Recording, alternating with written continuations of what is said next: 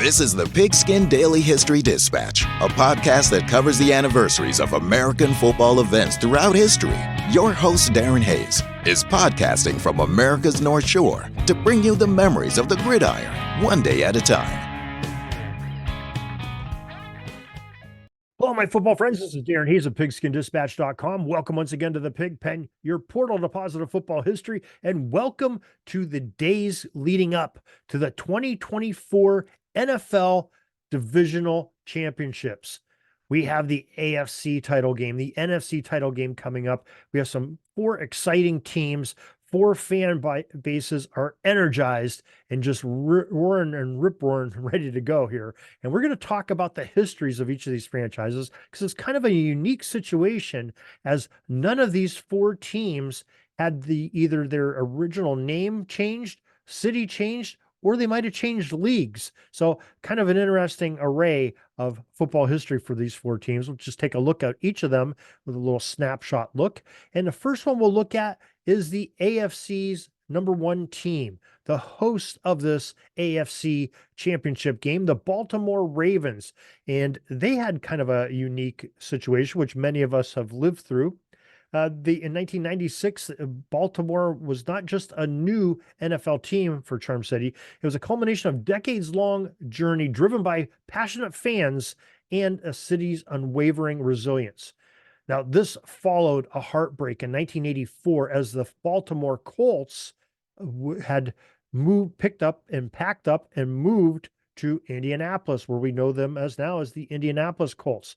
So this was about a dozen years that the city of Baltimore did not have an NFL franchise. They had a CFL franchise that did very well in that 1 year of expansion, ended up being the CFL champions, but they clamored for an NFL franchise. They wanted the real deal of having the top level of pro football in their city once again after experiencing so much success with the Baltimore Colts during those years. Now, this yearning fueled relentless campaigns for a new franchise, with the Bring Back the Colts rallies becoming a familiar to the city of Baltimore. Finally, in 1995, their dreams materialized. Cleveland Browns owner Art Modell packed up his franchise and moved the Browns to Baltimore. Now, the NFL would not allow the transfer of the naming rights or franchise records to make the move, so maybe we got to call them the former Browns. Only the people in the front office and the people in uniforms, and of course their uniforms, colors, and mascot would change. Now, the Browns, in turn, had joined the NFL in 1950 after a merger between the All-American Football Conference and the National Football League.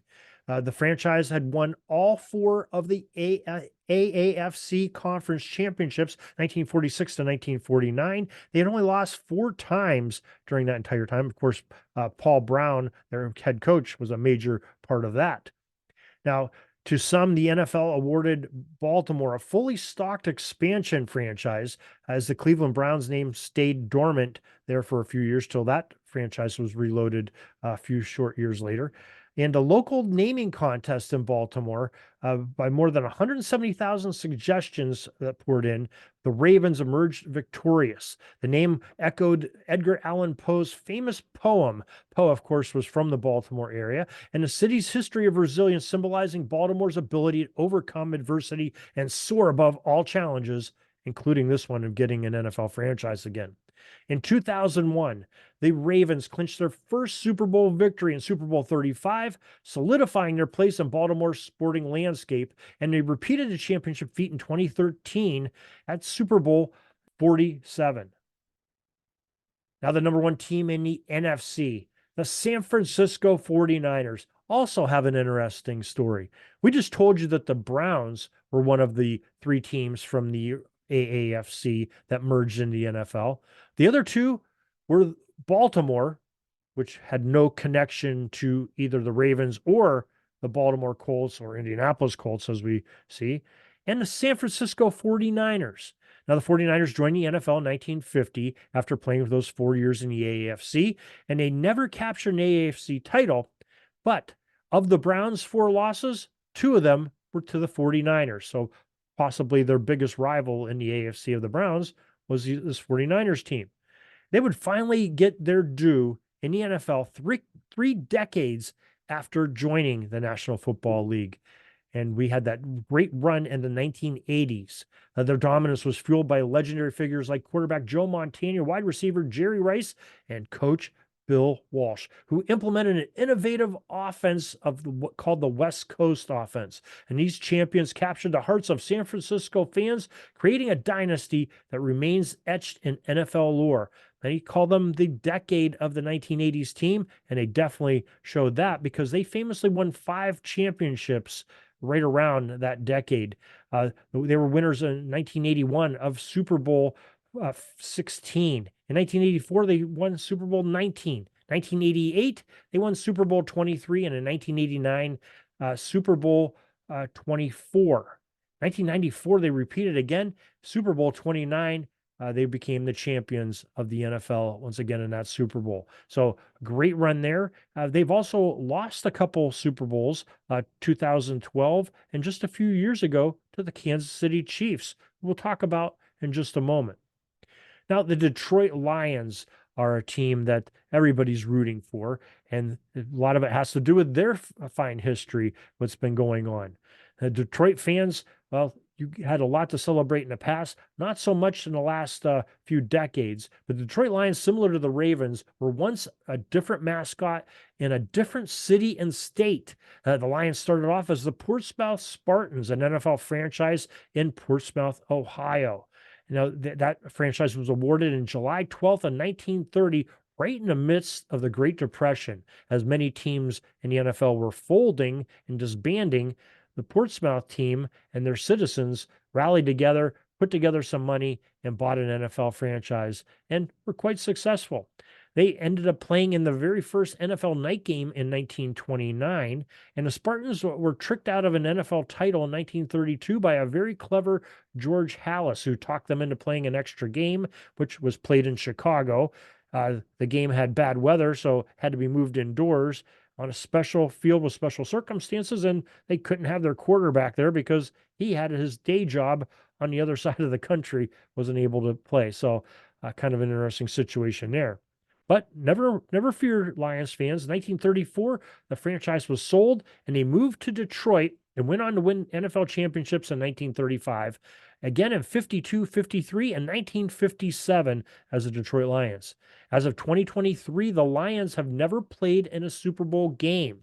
They did play in one previous NFC championship a few years back and lost that one. So this is a great opportunity for them to make it, not only to win their first NFC championship, but to enter the NFC's edition of the Super Bowl contender and possibly win the Super Bowl. So Lions fans and fans around the league are rooting for the Lions. Now, our fourth team is no stranger to the AFC Championship game. In fact, they've played in 5 previous games in a row. This is their 6th in a row. Quarterback Patrick Mahomes and the Kansas City Chiefs with coach Andy Reid have a great history as well. Now, they came out of the AFL, and they were founded in 1959 by businessman Lamar Hunt as an inaugural member of the American Football League, but they were called the Dallas Texans. Now, the Dallas Texans, that first year of the AFL, were playing with a rival team, the NFL, who started the Dallas Cowboys in that same city. Wasn't enough room in Dallas at that time to support 2 teams, so the Texans kindly moved to Kansas City the previous year and changed their name from the Texans to the Chiefs. Voila, the Kansas City Chiefs were born. Kansas City won the AFL championship in 1962, 1966, and 1969. That 1969 season, they went on to win the Super Bowl that year. Remember, the AFL and the NFL were not fully merged. There was still an AFL-NFL championship game, eventually called the Super Bowl, and we retroactively call it the Super Bowl. They also won the Super Bowl in 2019 in Super Bowl 54, and in 2022, a Super Bowl 57. So we have some great championships going on there, and they're hoping to do it again and repeat, what they did last year after beating the Philadelphia Eagles in a very close and hard-fought game. And they have a lot of talent still there to do it with a great coach. But these are 4 interesting teams. Who do you have winning this? Who do you have winning these AFC championship and NFC championship games? does history go on the side of any of these teams? Or can a team like the Detroit Lions break history and finally pull it off and get in that Super Bowl and win an NFL title that's been absent from that city for 60 some years, 70 some years. So we'll have to wait and see, but it's all exciting. It's all good stuff. But I hope you enjoyed this little bit of history as you prepare for the games. Till next time, everybody, have a great Gridiron Day.